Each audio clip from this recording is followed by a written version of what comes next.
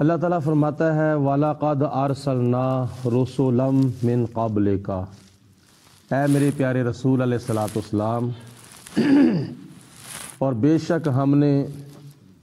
آپ سے پہلے بھی متعدد رسول دنیا کے اندر مبعوث فرمائے تھے۔ حضرت ابراہیم علیہ السلام، حضرت اسماعیل علیہ السلام، حضرت ادریس علیہ السلام، 1,00,000 اور کئی ہزار انبیاء علیہم الصلاۃ والسلام ہیں۔ ان میں 313 رسول، بعض روایات میں 314، بعض میں 315 رسول دنیا کے اندر اللہ پاک نے دنیا میں بھیجے ہیں۔ تو کفار مکہ نے یہ اعتراض کیا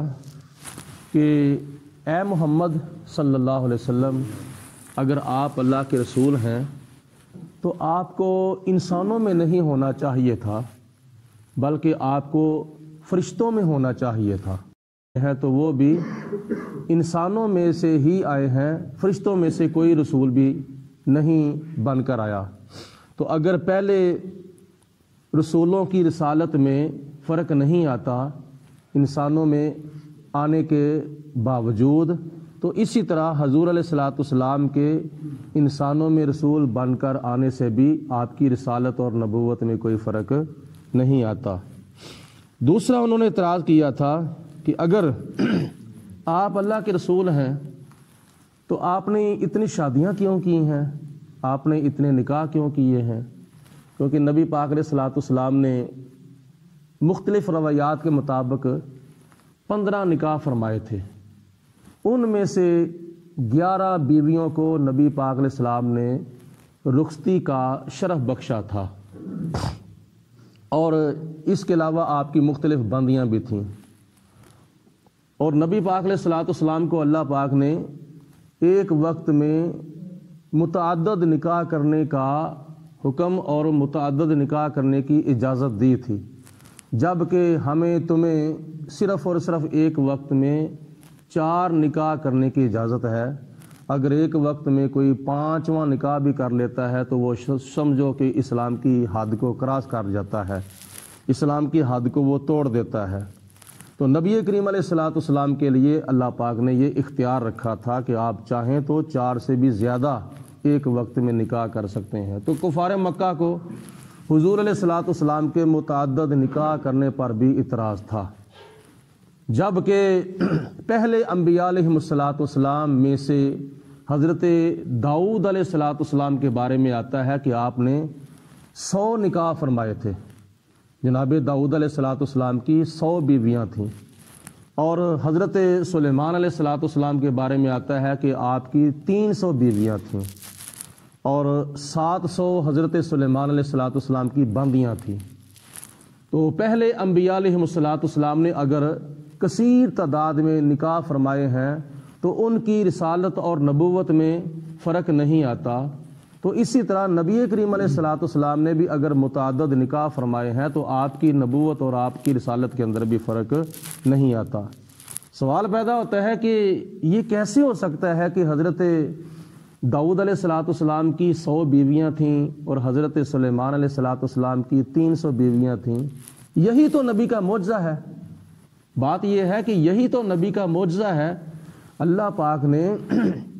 اپنے نبیوں کو جو قوت مردانہ عطا فرمائی ہے وہ عام لوگوں سے کئی گنا بڑھ کر عطا فرمائی ہے، جیسا کہ حدیث پاک میں آتا ہے نبی کریم علیہ الصلاۃ والسلام کو اللہ پاک نے 40 جنتی مردوں کی قوت مردانہ عطا فرمائی تھی۔ اور آپ لوگوں کو پتہ ہونا چاہیے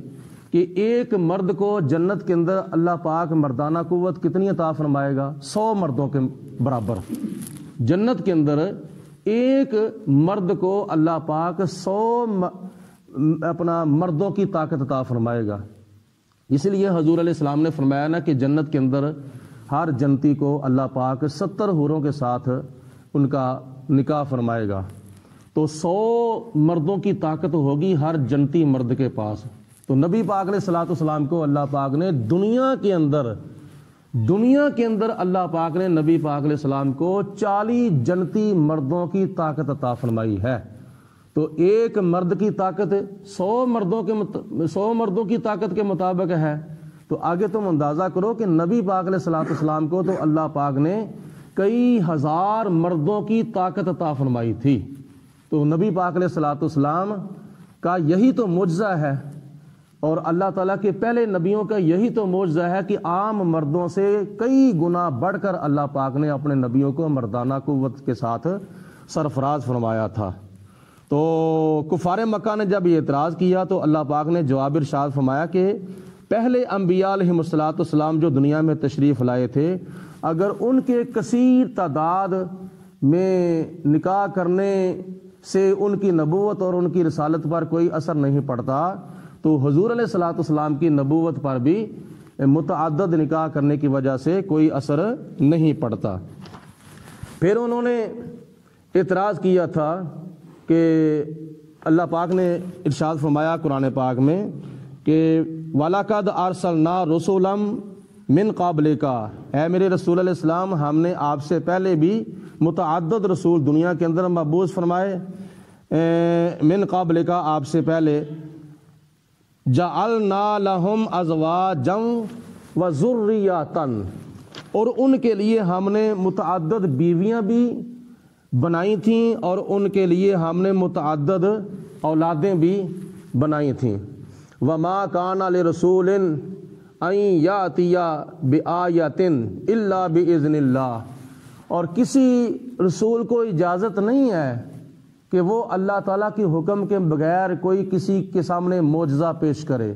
ان کا یہ بھی اعتراض تھا کہ اگر آپ اللہ کے رسول ہیں تو جس طرح حضرت صالح علیہ الصلوۃ والسلام نے پتھر سے اونٹنی نکالی تھی، آپ بھی نکال کے دکھائیں۔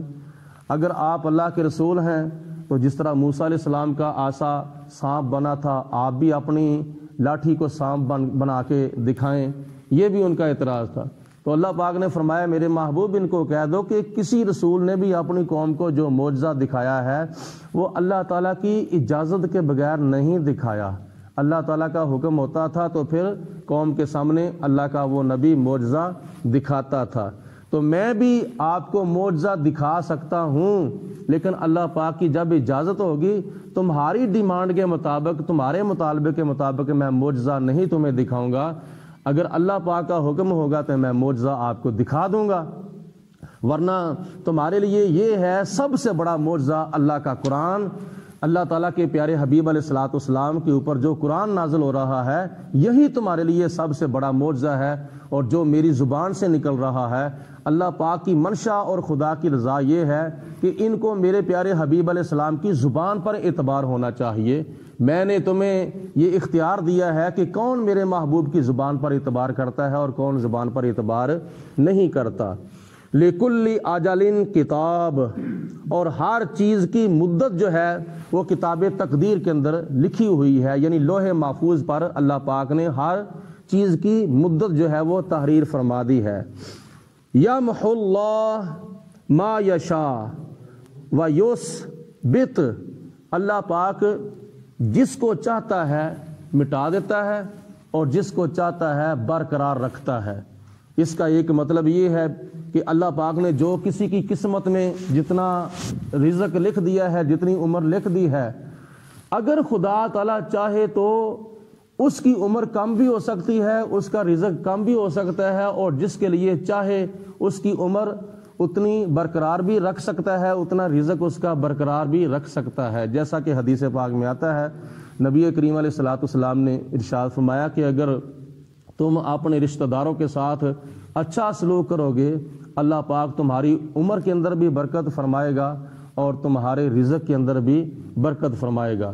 اور اس کا ایک مطلب یہ بھی ہے کہ اللہ پاک جس کے لیے جو گناہ چاہے معاف فرما دے، اور جو گناہ چاہے جس کے لیے چاہے برقرار رکھے، اور اس کا حساب و کتاب جو ہے وہ قیامت کے دن ہوگا۔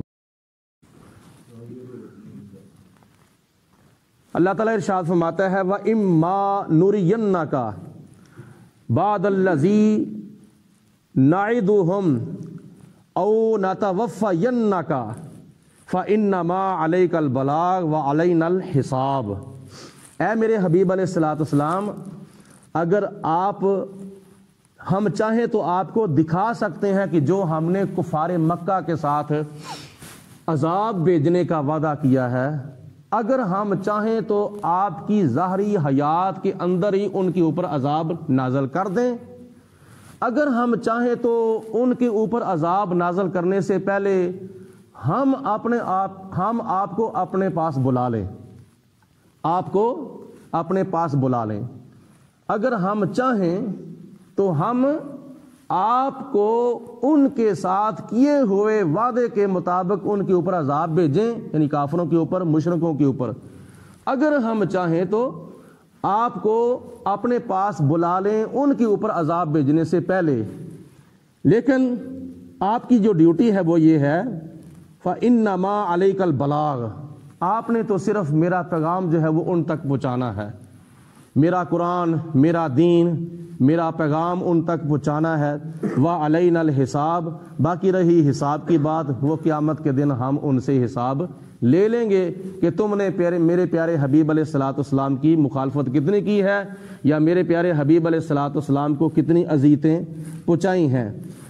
اولم یرو، اے میرے حبیب علیہ الصلوۃ والسلام، کیا یہ لوگ نہیں دیکھ رہے، کفار مکہ، مشرکین مکہ یہ نہیں دیکھ رہے کہ انا ناتی الارض ننقص من اطرافها، کہ ہم ان کے چاروں طرف سے ان کے لیے زمین جو ہے وہ کتنی تنگ کرتے آ رہے ہیں، یعنی ان کے چاروں طرف سے گھیرا ڈلا ہوا ہے اور ان کی زمین جو ہے وہ تنگ ہو رہی ہے۔ اس کا مطلب یہ ہے کہ نبی پاک علیہ الصلوۃ والسلام کو جو اللہ پاک نے فتوحات عطا فرمائی تھیں، میدان بدر کے اندر، میدان احد کے اندر، خندق کے اندر، تبوک کے اندر، یرموک کے اندر، حنین کے اندر، مختلف جنگی میدانوں میں جو اللہ پاک نے نبی پاک علیہ السلام کو فتح اور کامیابی عطا فرمائی تھی، بڑے بڑے کافروں کے علاقوں کے اوپر صحابہ کرام نے اسلام کا جھنڈا جا کر لہرا دیا تھا، تو نتیجہ یہ نکلا کہ کافروں کے لیے وہ زمین تنگ ہوتی جا رہی تھی اور مسلمانوں کے لیے وہ زمین کشادہ ہوتی جا رہی تھی۔ تو یہاں تک کہ 40 جنگیں نبی پاک علیہ السلام نے، 40 غزوات کافروں کے ساتھ لڑے، اللہ پاک نے نبی پاک علیہ الصلوۃ والسلام کو ہر جنگی میدان کے اندر فتح اور کامیابی عطا فرمائی تھی۔ یہی وجہ ہے کہ جب آپ نے اعلان نبوت فرمایا تھا اس وقت 4 افراد نے کلمہ پڑھا تھا، عورتوں میں حضرت ختیجہ الکبریٰ نے، مردوں میں حضرت ابوبکر صدیق نے، بچوں میں حضرت علی المرتضیٰ نے، اور غلاموں میں حضرت زید بن حارثہ رضی اللہ تعالی عنہ مجمعین نے۔ تو جب آپ نے خطبہ حجۃ الوداع میدان عرفات میں ارشاد فرمایا تھا، اس وقت آپ کے سامنے 1.25 لاکھ صحابہ کرام کا مجمع تھا۔ یہ نبی پاک علیہ الصلوۃ والسلام کی فتوحات تھی جو کافروں کے لیے زمین تنگ ہوتی جا رہی تھی اور مسلمانوں کے لیے کشادہ ہوتی جا رہی تھی۔ واللہ یحکم، اور اللہ پاک جب فیصلہ فرما دیتا ہے، لا معقب لحکمہ، تو اس کے فیصلے کو پھر کوئی بھی ٹال نہیں سکتا، اس کے فیصلے کے اوپر کوئی نظر ثانی نہیں کر سکتا۔ وَهُوَ سریع الحساب، اور ان قریب وہ اللہ تبارک و تعالی حساب و کتاب لینے والا ہے۔ وَقَدْ مَكَرَ الَّذِينَ مِن قَبْلِهِمْ، اور ان کفار مکہ سے پہلے بھی کئی کافروں نے نبی پاک علیہ الصلوۃ والسلام کے خلاف جو کفار مکہ سازشیں کرتے تھے، اللہ تعالیٰ نے فرمایا کہ ان کفار مکہ سے پہلے بھی جو لوگ تھے وہ اپنے وقت کے نبیوں کے خلاف سازشیں کرتے تھے۔ فَلِلَّهِ الْمَكْرُ جَمِيعًا، اور اللہ پاک کی جو خفیہ تدبیر ہے وہ ساری اللہ پاک کے پاس ہے، اللہ پاک ساری خفیہ تدبیروں کا مالک ہے۔ یعلم ما تکسب کل نفس، اللہ پاک کی ذات وہ ذات ہے کہ جو ہر انسان کی باتوں کو اور ان ہر انسان کے کاموں کو جانتی ہے، خدا کی ذات بابرکات۔ وَسَيَعْلَمُ الْكُفَّارُ، اور ان قریب کافر لوگ جو ہیں وہ جان لیں گے، لمن عقبی الدار، کہ آخرت میں اچھے گھر کا انجام جو ہے وہ کس کے لیے ہوتا ہے، ان قریب کافروں کو پتہ چل جائے گا۔ وَيَقُولُ الَّذِينَ كَفَرُوا لَسْتَ مُرْسَلًا، اور کافروں نے کہا کہ اے محمد صلی اللہ علیہ وسلم آپ تو اللہ کے رسول کوئی نہیں بن کے آئے، آپ تو اپنے پاس سے نبوت کا دعویٰ کر رہے ہیں۔ کافروں نے نبی پاک علیہ السلام کی رسالت کا انکار کر دیا۔ وَيَقُولُ الَّذِينَ كَفَرُوا، اور کافروں نے کہا لَسْتَ مُرْسَلًا، اے محمد تو کوئی اللہ کا رسول نہیں ہے۔ قل، اے میرے رسول آپ ان کو ارشاد فرما دو، کفا باللہ شہیدم بینی و بینکم، میرے اور تمہارے درمیان میری رسالت کی گواہی دینے کے لیے اللہ کی گواہی کافی ہے۔ تم گواہی دو یا نہ دو، اللہ پاک میرا گواہ کافی ہے جو میری رسالت کی گواہی دیتا ہے۔ یہی وجہ ہے کہ پورے قرآن پاک میں لا الہ الا اللہ کا جہاں بھی لفظ آیا ہے اللہ تعالیٰ کے نبیوں نے یہ جملہ فرمایا ہے، اور قرآن پاک میں جو محمد رسول اللہ کا جملہ آیا ہے یہ اللہ پاک کی ذات بابرکات نے فرمایا ہے۔ لا الہ الا اللہ پڑھنے والے حضور علیہ السلام ہیں، محمد رسول اللہ صلی اللہ علیہ وسلم پڑھنے والی اللہ پاک کی ذات بابرکات ہے۔ تو حضور علیہ السلام نے فرمایا کہ اے کافرو تم میری رسالت کو اور نبوت کو مانو یا نہ مانو، میری رسالت اور نبوت کی گواہی دینے کے لیے میرے اور تمہارے درمیان اللہ پاک کی ذات بابرکات کی گواہی کافی ہے۔ وَمَنْ عِنْدَهُ عِلْمُ الْكِتَابِ، اور اس کی گواہی بھی کافی ہے جس کے پاس کتاب کا علم ہے، یعنی قرآن پاک کا جس کے پاس علم ہے، یا تورات کا یا انجیل کا جس کے پاس علم ہے، کیونکہ کئی یہودی عیسائی بھی نبی پاک علیہ السلام کا کلمہ پڑھ کر مسلمان ہو چکے تھے۔ آج اللہ تعالیٰ کے فضل و کرم سے سورت رعد مکمل ہو چکی ہے، اور اس کے بعد ہے سورت ابراہیم۔ حضرت ابراہیم علیہ السلام کے نام پر جو سورت نازل ہوئی ہے، کل انشاءاللہ تعالیٰ سورت ابراہیم کا آغاز کیا جائے گا۔ اللہ پاک ہم سب کو قرآن مجید فرقان حمید کی تعلیمات حاصل کر کے اس پر عمل کرنے کی توفیق عطا فرمائے۔